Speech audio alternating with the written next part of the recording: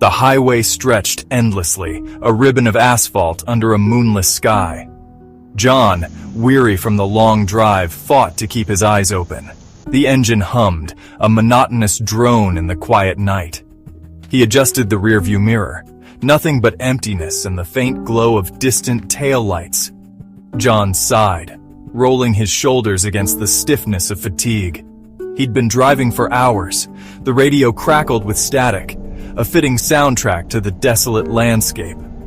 Another yawn escaped, and he rubbed his eyes, trying to shake off the persistent drowsiness. He glanced at the passenger seat, empty as it had been for the entire journey. An involuntary shiver ran down his spine. Just tiredness, he muttered to himself, forcing a chuckle. The silence in the car felt heavy, oppressive. He turned up the radio, hoping to chase away the unsettling feeling. But the silence seemed to deepen, pressing in on him despite the static filling the car. He tapped his fingers on the steering wheel, trying to ignore the prickling sensation at the back of his neck. Outside, the world was a blur of darkness and fleeting headlights. He longed for the familiar comfort of his driveway. Suddenly, a sharp, insistent beep pierced the air.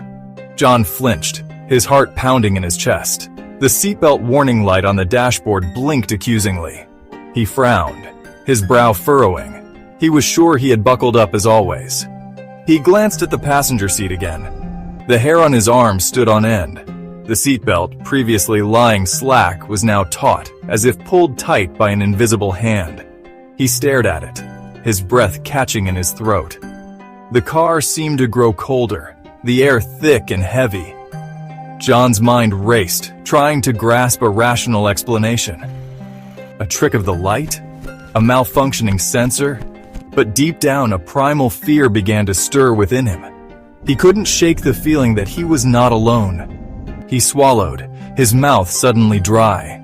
His gaze darted nervously around the car's interior, searching for any sign of movement, any confirmation of the unseen presence he could feel beside him. His foot hovered over the accelerator, a primal urge to flee rising within him.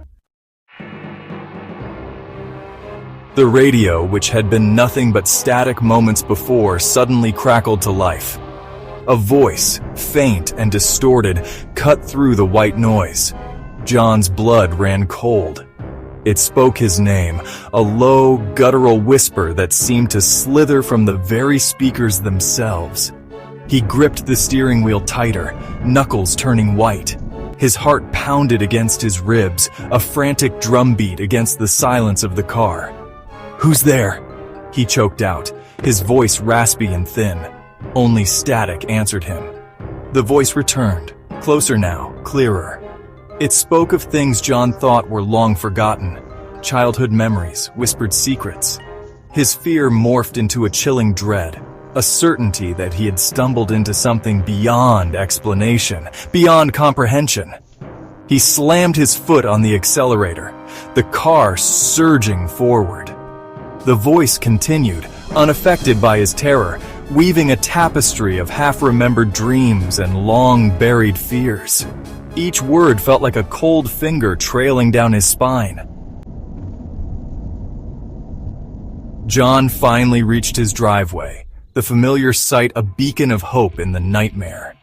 He slammed on the brakes, throwing the car into park.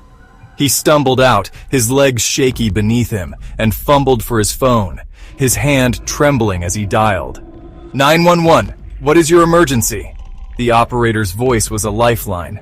John could barely speak, his voice a strangled whisper as he blurted out his address, his story. As the police car pulled up, its flashing lights painting the night in stark black and white, John knew he wouldn't be believed. The officer, skeptical but kind, checked the car, finding nothing. John, desperate, insisted they check the dashcam footage. The officer, humoring him, agreed. As the footage played back on the officer's laptop, John's blood ran ice cold. There, in the passenger seat, for a fleeting moment, was the unmistakable outline of a figure. A translucent, shimmering form, barely visible, yet undeniably present. The officer stared at the screen, his face pale. He looked at John, his eyes wide with a mixture of fear and disbelief. "Sir," he began, his voice hushed, I don't have an explanation for this." John simply nodded, a cold certainty settling in his gut. He was not alone, and whatever it was still out there, waiting for him on the